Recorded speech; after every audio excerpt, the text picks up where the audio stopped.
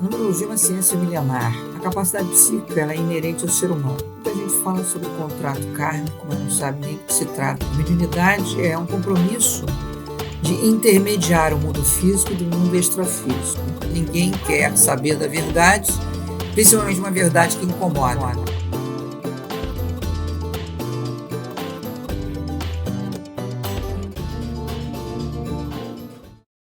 Olá, mais um programa do Spa do Espírito. Eu sou Vera Mafeza, terapeuta holística, numeróloga, cabalística, com certificação em bioenergética, hipnose clínica, coach e com vasta experiência em atendimento. Fui pioneira de atendimento na internet, postei a limpeza dos 21 dias no YouTube em 2005 e venho desde então procurando pela internet divulgar o meu trabalho e aquilo que eu aprendi ao longo da minha vida. São 53 anos de aprendizado, de atendimento e que divido com vocês através desses pequenos programas do Spa do Espírito. Hoje, como prometido, vou falar sobre missões, né? Existem 3 tipos de missões e as nossas ligações e conexões com os nossos guardiões. Como é que se acessa esses guardiões e como é que eles podem nos comunicar o que eles pretendem, né, e o que a gente pode receber como informação. Primeiro eu vou falar sobre missões, né? Nós podemos investigar as nossas missões, que podem ser cósmica, pode ser espiritual e pode ser missão material ou missão objetiva, através de estudos como astrologia, numerologia, até como vidência também. Tem videntes que nos ajudam a buscar a nossa verdadeira vocação e nosso verdadeiro propósito por aqui. Então, vamos começar pela missão cósmica. A missão cósmica ela é dada pela nossa origem estelar, que é conseguida através da sua data de nascimento. Se você somar seu dia, mês e ano de nascimento reduzidos, dia de nascimento reduzido, mais mês de nascimento reduzido, mais ano de nascimento reduzido, somar tudo e der até 12, não se reduz, porque são 12 origens estelares do nosso propósito cósmico aqui na Terra. Lembrando que nós estamos num sistema prisional e mesmo com essas origens, muitas vezes nós somos prejudicados nessa nossa missão. Então são 12. Então se achar até a dezena 12 não se reduz. Se achar a dezena 13, aí reduz para 4, 14 reduz para 5 e assim por diante. As origens estelares elas podem ser de Sírius A, de Sírius B, podem ser de Órion, pode ser até de Draco, pode ser de Rigel, pode ser de Vega, pode ser de Próxion, pode ser de Arcturus, pode ser de Antares, das Pleiades, pode ser de Vênus, pode ser de Taurus Eridanus ou pode ser também de Sírius A. Cada um tem um propósito, cada um tem uma influência. Isso a internet traz, né, com uma certa abrangência, várias influências dessas raças, que obviamente não são todas que compõem o nosso DNA. Nosso DNA é um DNA um pouquinho mais complexo, porque fomos criados com mais de 50 raças benevolentes, e por termos vindo para um sistema prisional por conluio, conchavo com os seres evolutivos em troca de tecnologia, foi aí aquela história que se conta que nós fomos expulsos do paraíso, porque fizemos o quê? Fizemos o que não deveríamos, fomos buscar o conhecimento, foi dado, né, simbolicamente por uma serpente, que na verdade é uma reptiliana.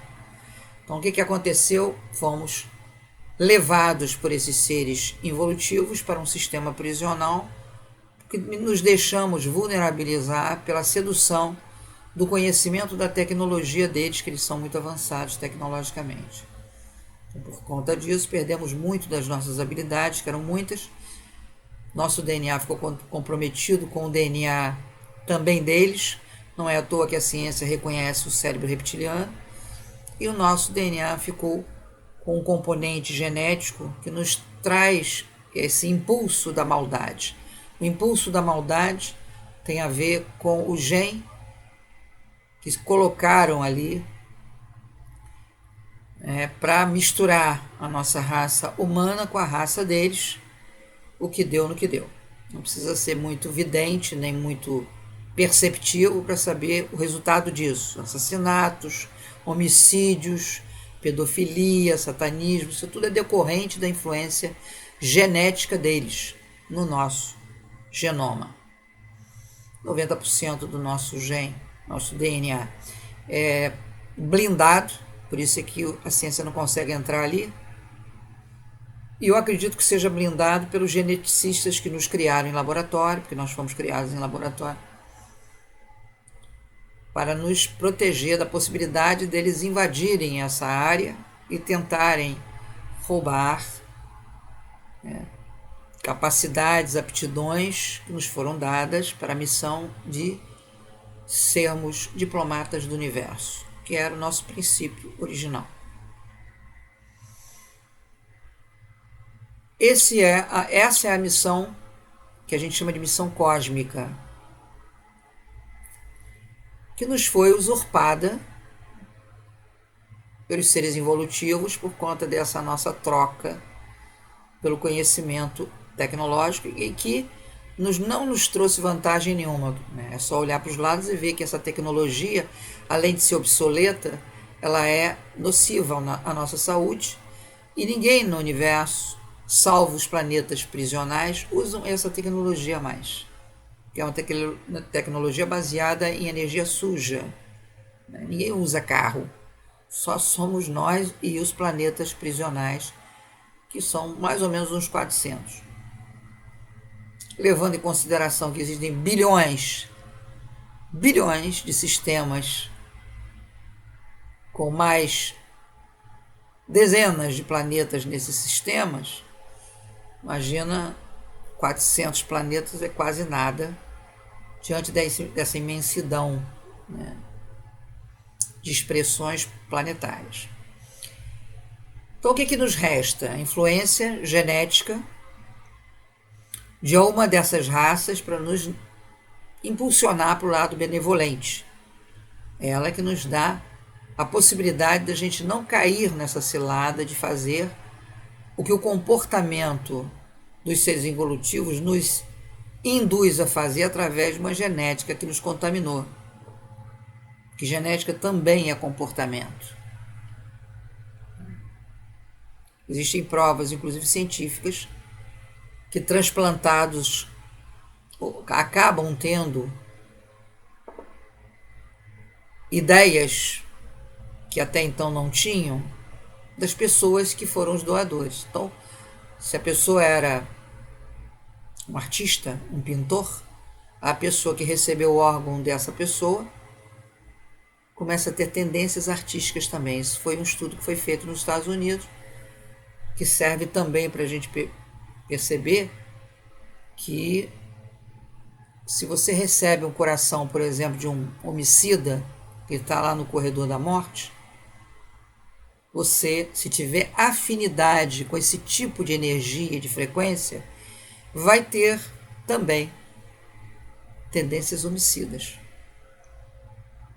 Se não tiver, for uma pessoa de frequência benevolente, você entenderá por que a maioria das pessoas rejeitam órgãos. O órgão não consegue ser incorporado àquele corpo, há uma rejeição, e imediatamente tem que ser retirado o órgão dali. Quando a pessoa não morre, ela consegue ainda sobreviver com outro órgão ou com algum tipo de sistema de manutenção da vida.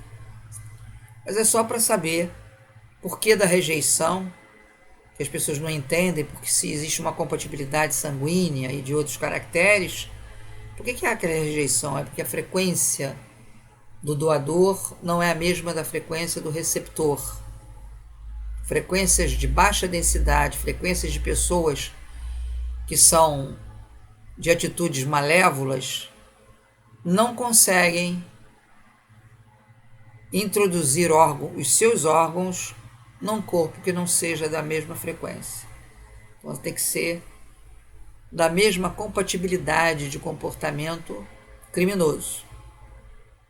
Isso não se fala, embora tenha havido um estudo que se comprove nos Estados Unidos, porque isso gera muito dinheiro, bilhões e bilhões e bilhões, né, que são gerados com essa venda e compra de órgãos, né? É um comércio. E essa parte ninguém fala para não haver problema nesse lucro. Não se fala em nenhum momento desse comportamento do doador. Mas um dia as pessoas vão começar a se perguntar, né? O que está havendo, por que está havendo um comportamento diferente daquela pessoa que recebeu aquele órgão. Então essa é a nossa missão cósmica, que como foi comprometida, que a princípio era diplomata, nós éramos diplomatas do universo, não envelhecíamos, não adoecíamos e tínhamos que nos multiplicar, né? Por isso crescei-vos e multiplicai-vos, nos planetas em que a gente estabelecia a nosso QG para fazer um trabalho ali de diplomacia. Não tínhamos nenhum tipo de karma, como se é conhecido aqui no planeta. Então nós aprendíamos indo para os lugares e fazendo essas comunicações, né, com as raças locais. No meio do caminho, uma parte da humanidade começou a fazer esse jogo de interesse, tecnologia e genética, né? Eu dou minha genética para vocês, vocês me dão a sua tecnologia, e isso até hoje acontece nos subterrâneos de vários países, e que infelizmente não nos favoreceu. O que nós temos aí é um arsenal de porcaria.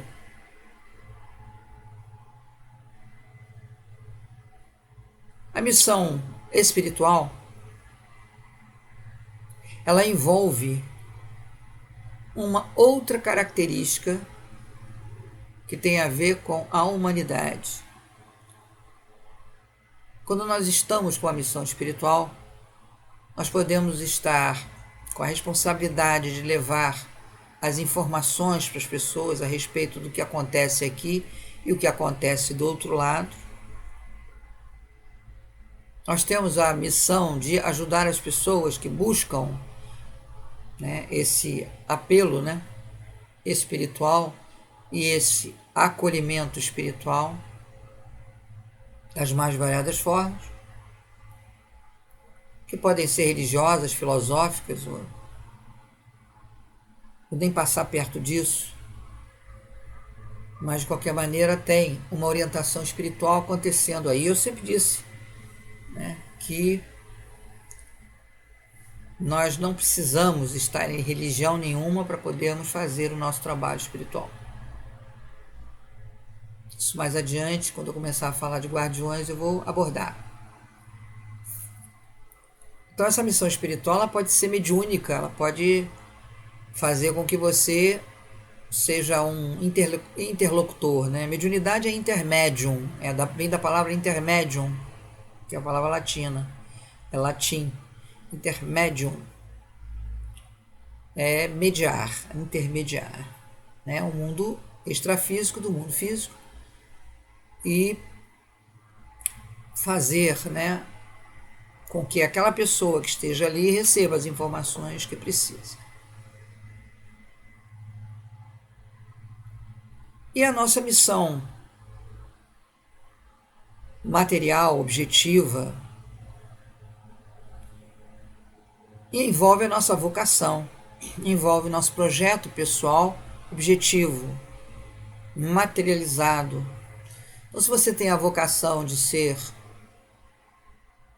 um pianista, você desde o começo, desde a infância, já começa a demonstrar esse interesse pelo piano.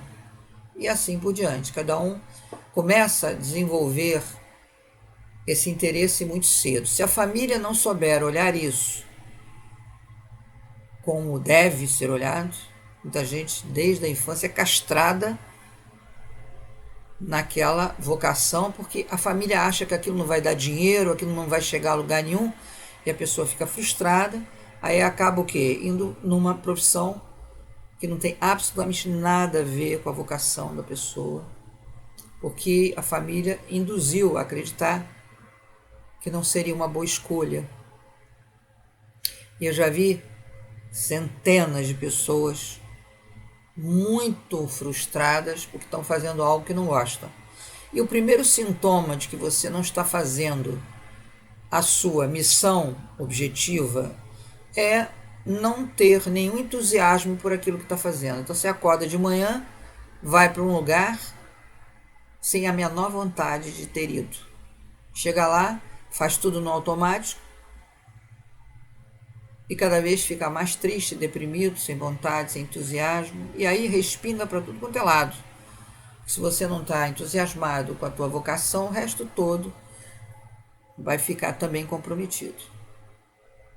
Por isso que muita gente acaba buscando nos vícios, na bebida e até às vezes nas drogas, né, uma tentativa de sentir algum prazer na vida, porque não está tendo nenhum, fazendo aquilo que foi induzido, conduzido, estimulado a fazer.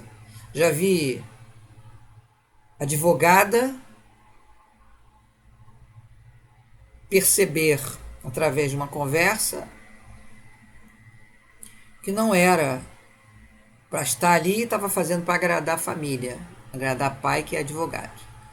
Então, quando a gente diz, olha, a sua missão não é essa, a sua vocação tem nada a ver com a advocacia, e a pessoa, a princípio, reluta, né, porque fica meio que sem saber, né, qual é o caminho a retomar. E aí, quando você diz, olha, o seu caminho é enfermagem, medicina, fisioterapia, todas essas áreas, né, da recuperação da vida.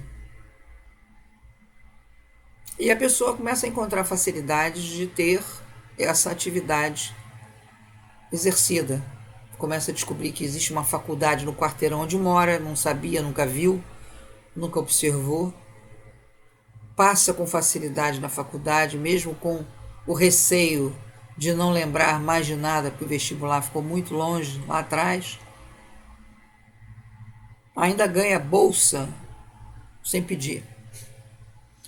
E aí, quando vê, está trabalhando como enfermeira e fisioterapeuta na sala que vagou do lado do marido. E olha só como é que todo o universo conspira a favor. Isso eu já vi muitas vezes acontecer.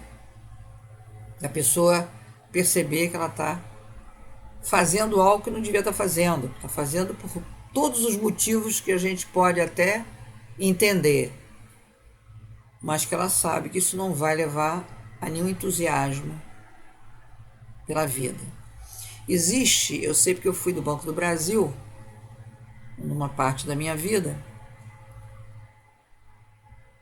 e eu vi o altíssimo grau de frustração e de alcoolismo dentro do sistema bancário. E olha que eu trabalhava num banco oficial, que na época era um banco que tinha, né, uma fama de excelente emprego, por causa dos salários, por causa da estabilidade, por causa dos benefícios. Nessa época ainda acontecia isso. E mesmo assim, a quantidade de pessoas que eu vi saindo do banco para se enfiar num botequim para encher a cara até as 10 da noite, porque eu morava perto, eventualmente, de algum lugar onde eu trabalhava, e via eles todos enfiados em botequim, Isso na melhor das hipóteses, porque tinha depois o componente da droga também. E via, até no dia a dia, na conversa, né, porque eu trabalhava meio expediente, via ali essa conversa de cafezinho, né, de parar um pouco, de esticar as pernas, de as pessoas completamente deprimidas, indo para médico para tomar remédio controlado. E olha que eu trabalhava num banco oficial. Fiquei imaginando naquela experiência o quanto seria dramático para bancos particulares, que na época pagava metade do que o Banco do Brasil pagava. E explorava muito, inclusive. Então, você partir para uma atividade, uma vocação que nada tem a ver com você, é um ato de desistência. Mas muita gente diz assim, mas eu não sei o que eu vim fazer aqui. Como é que eu vou saber? Tem várias formas de fazer essa percepção. Primeiro porque a vida começa a sinalizar coisas que têm a ver com o teu talento, a tua vocação. Segundo, tem astrologia, numerologia, oráculo, vidência, que pode te dar uma dica a respeito do seu talento. Já vi grandes viradas de vida de pessoas que conseguiram perceber que elas não estavam fazendo o que vieram fazer aqui. E estavam insistindo em algo que não dava prazer. Às vezes dava até dinheiro, mas não dava prazer nenhum. Não havia nenhum entusiasmo de se realizar aquilo. Fazia até forçado.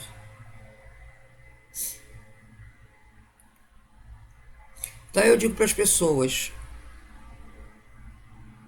busque, ainda há tempo, busque a sua vocação, busque o porquê de você estar aprendendo numa terceira dimensão algo que possa contribuir coletivamente, individualmente. E através dessa vocação, desse objetivo, você vai sentir que as outras coisas também se abrem e melhoram. E melhoram com o tempo. Bom, isso, a grosso modo, seria a busca da nossa missão cósmica, espiritual e objetiva. Às vezes as pessoas conseguem essas três, o que dá a elas uma alegria danada, um entusiasmo danado. Tem gente que só consegue duas, tem gente que consegue só uma e tem gente que não consegue nenhuma. Sempre há um jeito de se descobrir, não tenha dúvida nenhuma, né? Pergunta e responderei, bata e a porta se abrirá. E essa é uma máxima cósmica que a gente deve sempre levar em consideração. A gente sempre vai ter a informação quando a gente quer tê-la. A verdade sempre virá, não será nunca sonegada, porque ela chega até você quando você está pronto para receber essa verdade, quando você quer, quando seu coração está pronto e receptivo para receber aquilo ali. E aí aparece das mais variadas formas. Eu atendi um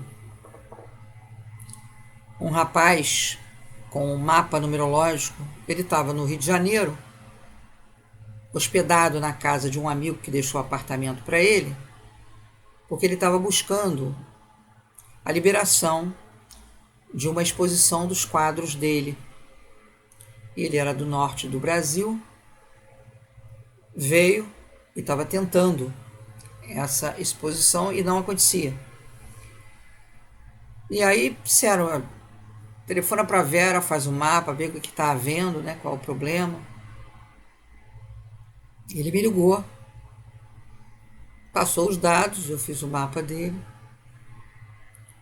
E ele estava querendo que eu visse os quadros dele. Ele disse, olha, eu queria que você visse a minha pintura. Era perto da minha casa, ao invés dele vir no meu consultório, eu fui lá no apartamento que ele estava hospedado. E no mapa eu me lembro que estava escrito ali que ele era um camaleão. E que dentro da missão dele, ele tinha que fazer com que a arte dele, porque ali estava em todos os aspectos, ele sendo um artista, ali não tinha como escapar, tudo era informação de arte. Todas as informações se transformavam em ele ser um artista, um pintor, alguém com essa sensibilidade, que ele já desenvolvia há muito tempo. Mas também isso tudo estava associado a um trabalho espiritual filantrópico com a arte dele. Então essa arte tinha que estar vinculada a uma filantropia para poder manifestar. Pois bem, fui para lá, falou, vem cá, vai até aqui para a gente tomar um café, conversar, eu quero que você veja os meus quadros, o que você acha? Quando eu cheguei lá, eu tomei um susto, porque os quadros dele eram todos sobre camaleões, natureza e camaleão ali. Ele era apaixonado em camaleão desde criança, e aí ele ficava pintando camaleões das mais variadas formas na natureza. Os quadros eram muito bonitos, inclusive. Mas eu achei engraçado, porque como nós não falamos sobre o mapa até eu chegar lá, quando eu dei de cara com aquilo, eu falei, você está no caminho certo, né? Você tem a ver com a pintura, o camaleão tem a ver com você. Aí eu perguntei para ele, você faz alguma filantropia, um ato de solidariedade, alguma coisa assim? Ele falou, não. Falei, pois é, porque tem que fazer, porque senão a tua vida profissional não é vista, não vai ter visibilidade. Que foi isso que você acordou aqui. E está decodificado no mapa. Conversamos e vim embora. E me telefonou mais tarde,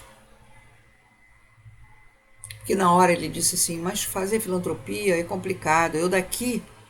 Eu vou me preparar, vou levar os quadros de volta, né? Se eu não vender na exposição, eu vou levar esses quadros de volta para minha casa, no norte, acho que era Amazonas ou Pará. E vou rumar para a Bélgica. Vou fazer um curso de 2 anos lá que eu consegui.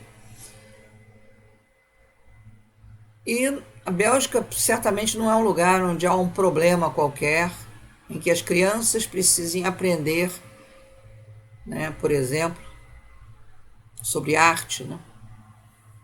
Porque ele falou que me ocorre ensinar a criança a pintar e tal, né? Crianças carentes, crianças... Então, para onde eu vou não existe isso. E agora não dá tempo de fazer isso. E aí acontece, quando a pessoa tem consciência sobre a coisa começa a aparecer, né? Ele me telefonou mais adiante e falou assim, naquela semana que você esteve lá conversando comigo e entregando o mapa, o meu primo me ligou de Salvador. E eu achei estranho, porque eu não dei esse telefone para ninguém, a não ser para o expositor.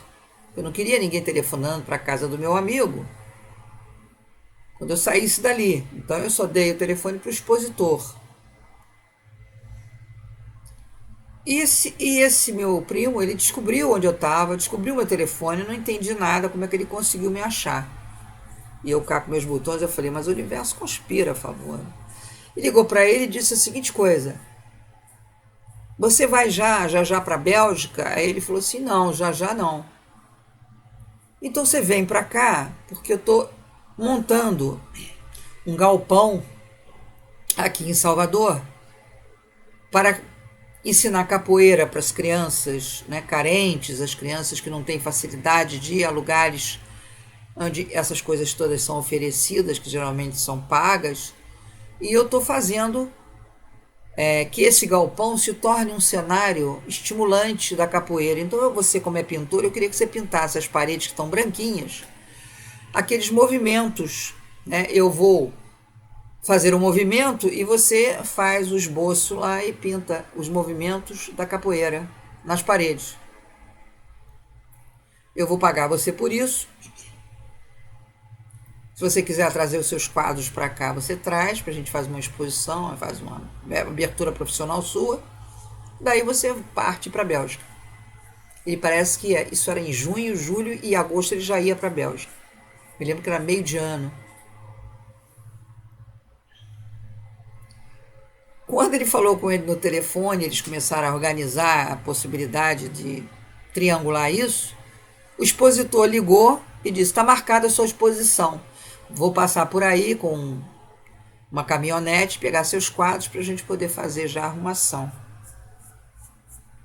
A porta se abriu completamente. Completamente, depois que ele tomou a consciência de que aquilo tudo era vinculado a uma solidariedade, a uma filantropia em relação à sua arte. Depois eu não tive notícias dele, mas eu acredito que ele tenha tido sucesso na exposição, que ele tinha vendido provavelmente a maioria dos quadros. E tudo começou a se desenrolar. Por quê? Porque a pessoa tem a vocação e sabe o que fazer com ela. E cada um sabe o que fazer com a sua vocação.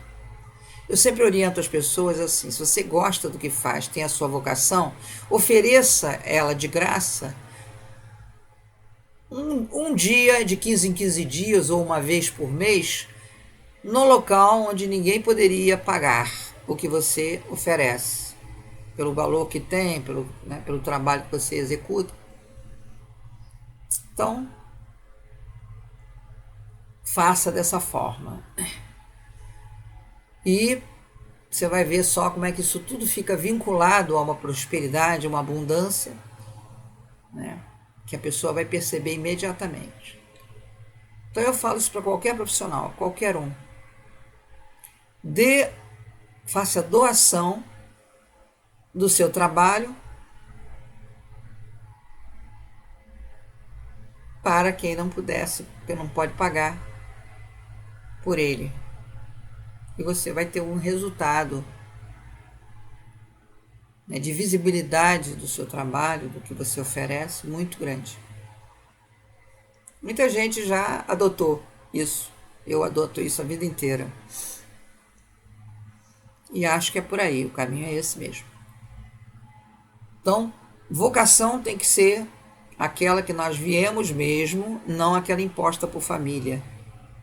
Né? Você pode dizer: não, você nasceu para ser advogado igual o seu pai, não caia nessa. Vai ser uma pessoa infeliz, vai de repente se enfiar em vícios, porque não consegue dizer não para a família. Não quero fazer isso. Não quero administrar suas empresas. Sinto muito, eu sei que você me criou, eu tenho todos esses confortos, mas eu não quero ser a pessoa que vai herdar suas empresas. Não tenho vocação para isso, meu lance é outro.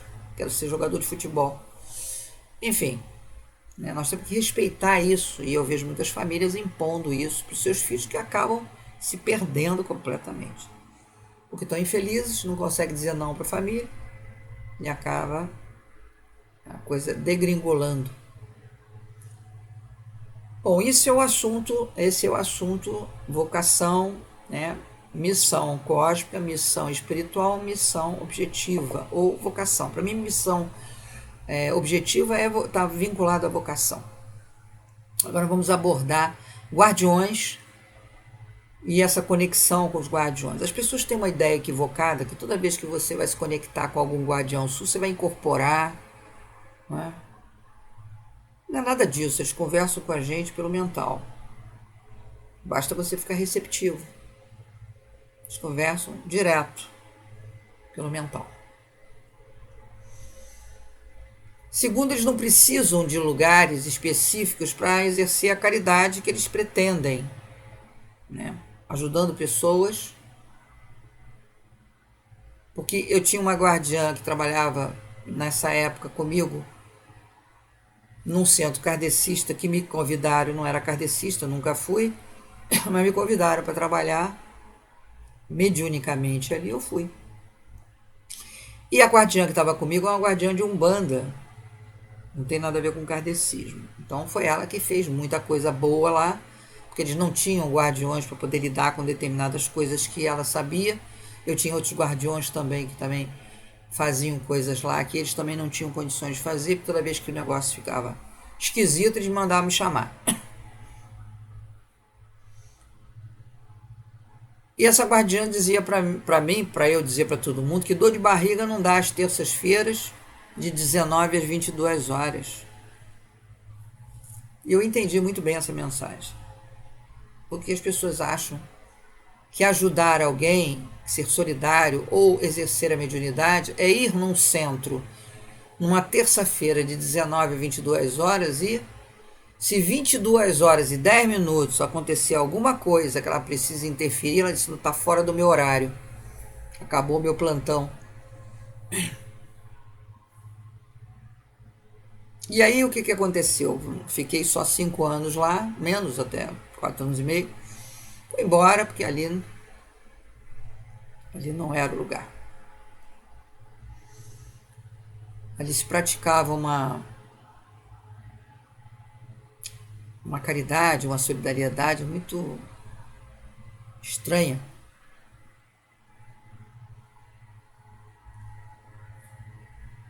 E eu saí de lá, né? Antes de fundar o Grupo Jade, que se tornou uma referência, inclusive, para muitas pessoas que querem fundar lugares onde só se exerce a mediunidade, não a religião. As pessoas são médiuns, vão para lá para trabalhar mediunicamente.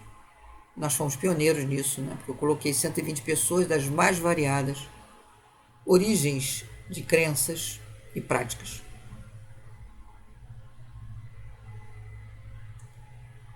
E aprendi, antes de fundar esse grupo, né, entre a saída desse grupo kardecista e a minha missão de coordenar um grupo de 120 médiuns, aprendi que você pode fazer isso em qualquer lugar, de qualquer maneira. Vou contar 2 episódios que foram muito marcantes na minha vida.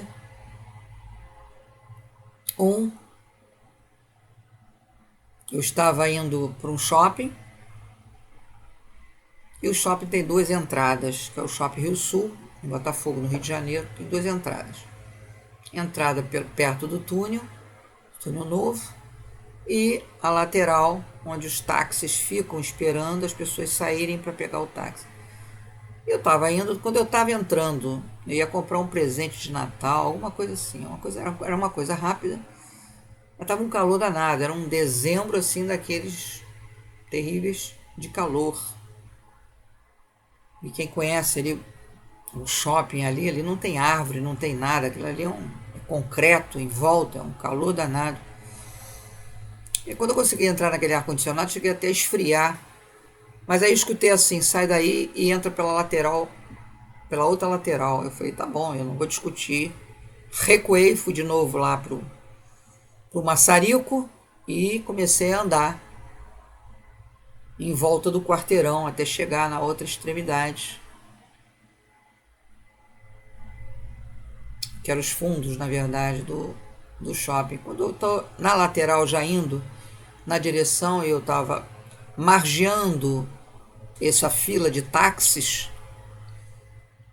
eu olhei assim, né, sem nenhuma pretensão, porque você tem uma ideia de que tem um monte de táxi ali, você vai ficar olhando para os táxis, porque você não está ali pegando táxi nenhum, então é algo que passa assim meio que rapidamente, né, pela sua visão periférica.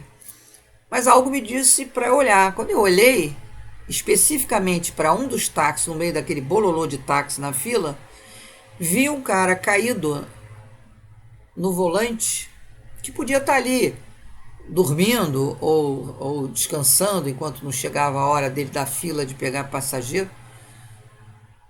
Mas eu, imediatamente, quando eu vi aquilo ali, eu saí, passei por detrás do táxi, que mal dava para passar, porque eles ficam colados no outro.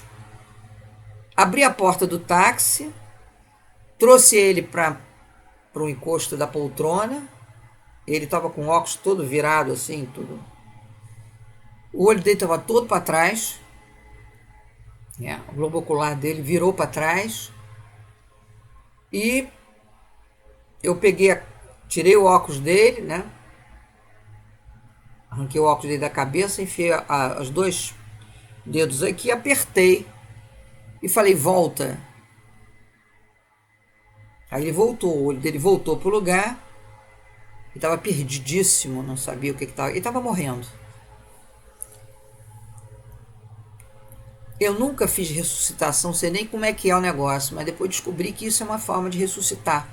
Eu aprendi com o médico, que quando eu contei essa história para o médico, eu disse, você fez ressuscitação. Mas não foi eu que fiz nada ali.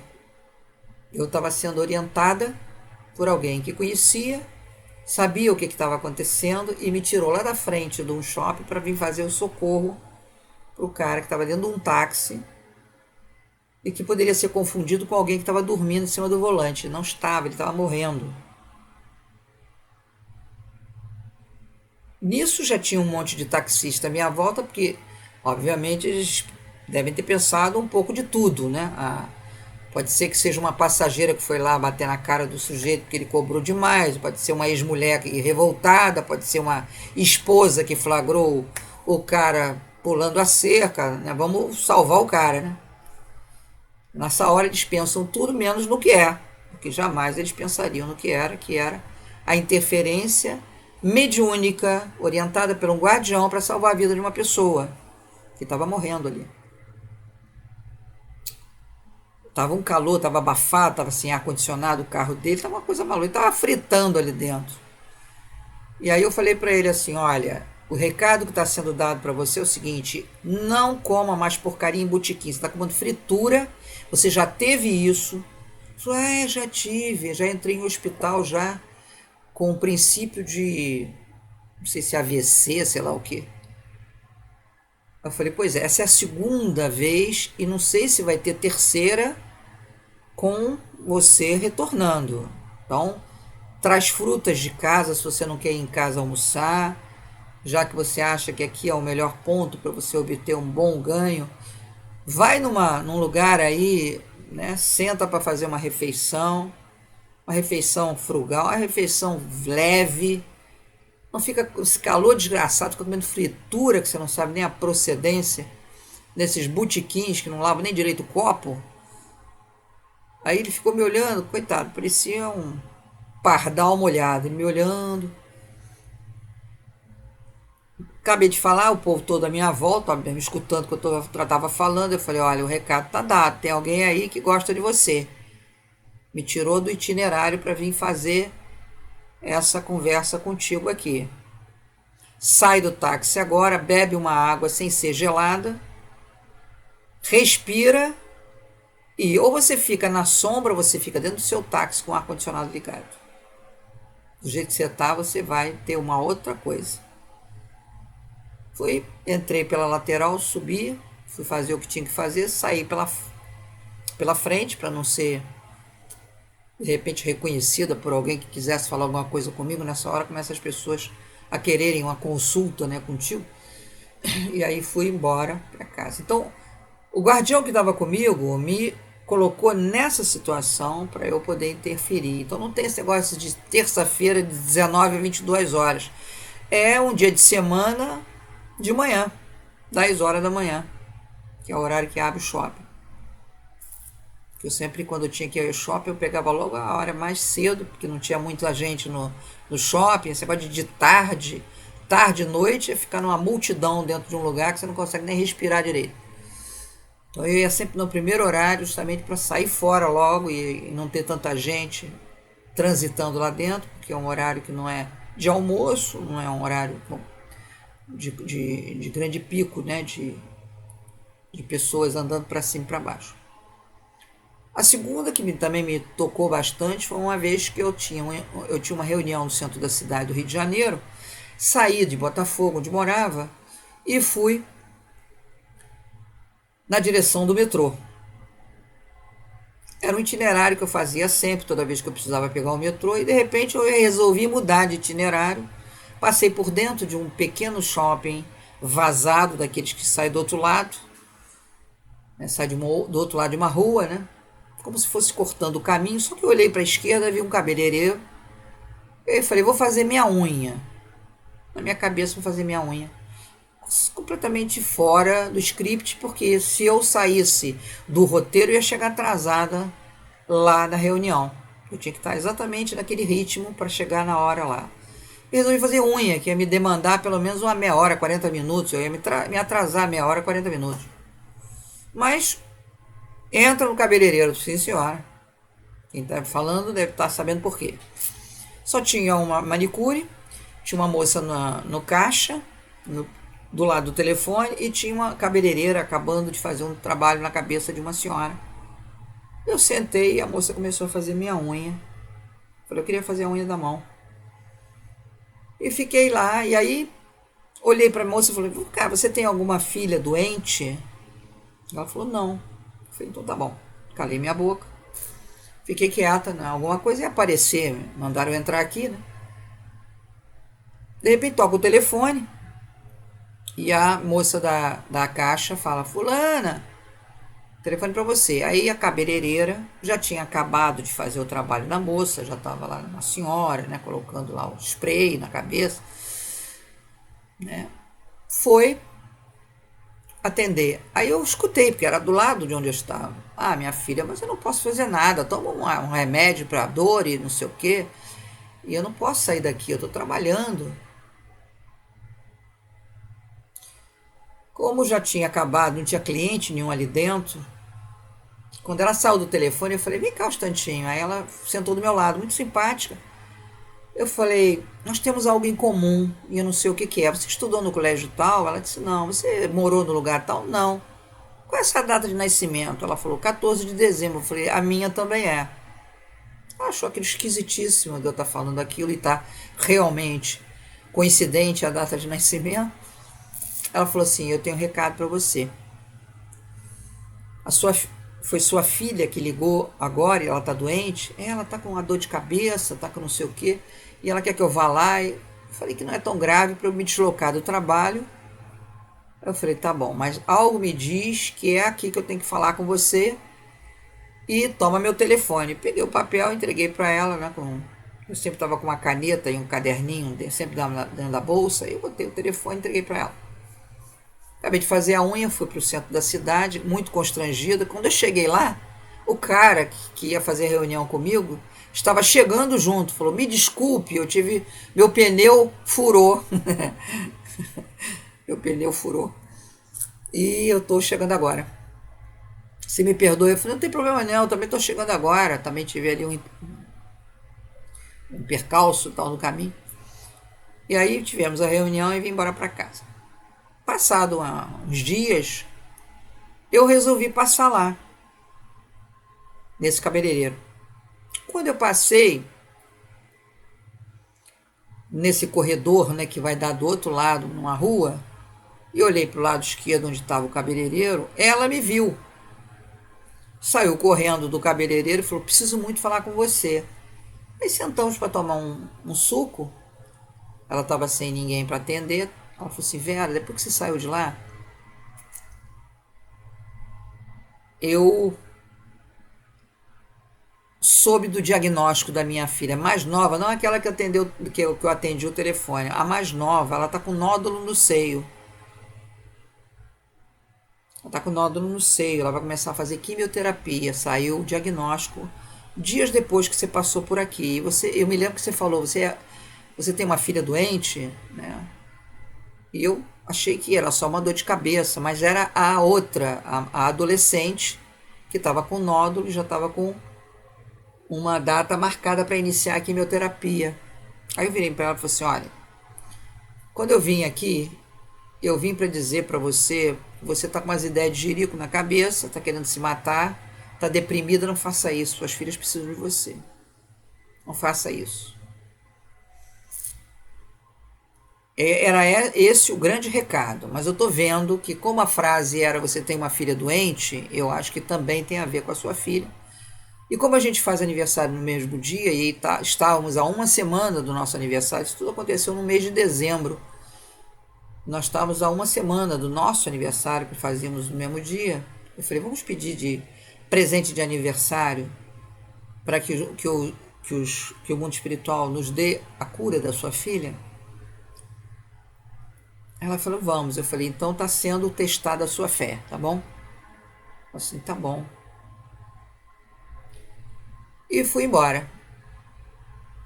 E me lembro que nosso aniversário caía num domingo e ela ia começar a fazer a quimioterapia na segunda-feira. E ela domingo me ligou, falou, feliz aniversário. Eu falei, você também, porque eu não tinha o telefone dela, ela só tinha o meu telefone. E ela tinha perdido o meu telefone, por isso que ela saiu desabalada quando me viu naquele dia que eu passei por dentro do shopping para dar uma olhada, para curiosamente olhar, né, aquele local. Tanto é que no dia ela falou, foi Deus que mandou você aqui, porque eu perdi seu telefone e eu tô com esse diagnóstico da minha filha, né, de câncer e tal, de nódulo canceroso, alguma coisa assim. Pois bem, domingo ela me ligou, já no começo da noite, falou, Vera, eu fiz um exame na minha filha, não tem nódulo mais nenhum. Sumiu. Você acha que eu devo ir no médico amanhã? Eu falei, deve. Deve ir no médico amanhã, porque ele que vai dar o diagnóstico, ele que vai dar a liberação, ele que vai dizer. Eu não sou médica. Você vai lá e vai fazer lá a consulta. E diz para ele, eu preciso que o senhor faça aquela consulta antes de qualquer coisa, né? E não deixa ela entrar logo nessa história da quimioterapia logo. Faz, né? Empurra para... Não sabe quem é que está atendendo lá, empurra logo o médico para fazer os exames. Pois bem, fizeram os exames na moça. Como ela era menor de idade, acho que ele tinha 14, 15 anos, a mãe acompanhou. E o cara foi falando, olha, não tem nódulo nenhum aqui. Aqui está uma prescrição de quimioterapia. Quem foi o médico que atendeu? Que não foi o mesmo que fez o diagnóstico e que ela tinha visto mesmo, que ela tinha tocado e estava lá o nódulo. É ela, mãe, né? E quando eles fizeram o exame, constatou o que ela já tinha constatado no domingo, que ela não tinha mais o nódulo. E ela estava na maior felicidade. Porque na segunda de noite ela me ligou e falou, o médico disse que não tem que fazer quimioterapia, que ela não tem nódulo nenhum. Eu falei, viu? Você não precisa mais achar que a morte é a sua solução. Você pode fazer muita coisa com aquilo que você tem para oferecer, né? Que é o seu trabalho espiritual, que é a sua intermediação com seus guardiões. Foi um pedido nosso, de nós duas, né? Para que ela ficasse curada. Então use isso, a vida te mostrou o resultado disso. Então isso é mais uma experiência para que a gente possa entender que mediunidade, que é um compromisso de intermediar o mundo extrafísico do mundo físico, nada tem a ver com capacidade psíquica expandida, que é aquilo que a gente chama de clareaudiência, clarividência, psicografia, projeção astral, telecinesia, materialização. Isso é uma coisa que é inerente ao ser humano como criatura, como origem. Nós, como seres humanos originais, né, fomos criados à imagem e semelhança de Deus, a gente tinha todas essas capacidades. Foram neutralizadas essas capacidades. Eles não podem tirar de nós, eles neutralizam, eles criam um ambiente neutro, eles desplugam a gente não ter essa capacidade, a gente não dispor dessa capacidade. E aí a mediunidade é confundida com isso, e a mediunidade nada mais é do que você ficar ali intermediando, porque o teu guardião precisa da sua anuência de ajudar o próximo para ele poder interferir, porque ele não pode fazer isso direto. E aquela pessoa pedindo ajuda a você, e você se dispondo a ajudar aquela pessoa, o guardião entra e ajuda, porque há a anuência recíproca da pessoa que está pedindo ajuda e você que quer ajudar, porque eles não podem fazer de outro jeito. Isso é ser médium. É ficar com o coração aberto, disposto, em qualquer momento, a qualquer momento, em qualquer lugar, para ajudar as pessoas. Eu estou aqui disponível ao meu guardião para interferir beneficamente. Então isso é ser médium, não é entrar num lugar e ficar ali, muitas vezes, na grande maioria das vezes, sendo manipulado por um líder religioso com Maria de grandeza. E quando eu fundei o Grupo Jade, as pessoas se assustaram com o estilo que eu implementava ali, a gente decidia tudo assim. Nós vamos decidir, nós vamos conversar, nós vamos votar, nós vamos, sempre nós vamos ver isso, nós vamos avaliar. Não era eu faço as regras e vocês obedecem, nunca houve isso. Eu orientava as orientações que me eram dadas e dizia, olha, vamos fazer dessa forma para ver se dá certo, se essa é a melhor forma, vamos botar na prática isso. Eu não dizia, eu quero que faça assim. Eu dizia, eu recebi uma orientação, vamos ver como é que isso na prática funciona. Todo mundo fazia, gostava, funcionava. E as pessoas diziam, como é que a gente vai fazer agora que o grupo, né, o grupo ficou só 7 anos, acabou. Como é que a gente vai fazer? Todo lugar que vai, sempre tem alguém querendo mandar e dizendo que é melhor que todo mundo, e você não faz assim. Você sempre, né, horizontalizou a relação de todos nós. Ele nunca verticalizou, nunca olhou ninguém de cima para baixo, sempre colocou todo mundo junto ali nas decisões. Então, o guardião, ele não precisa de anuência de líder religioso, ele precisa da sua permissão para fazer a caridade, a solidariedade necessária em qualquer lugar, em qualquer situação. E aí você vai estar fazendo seu trabalho espiritual, a sua missão espiritual. Você vai estar junto com o seu guardião, fazendo tudo aquilo que ele pode fazer.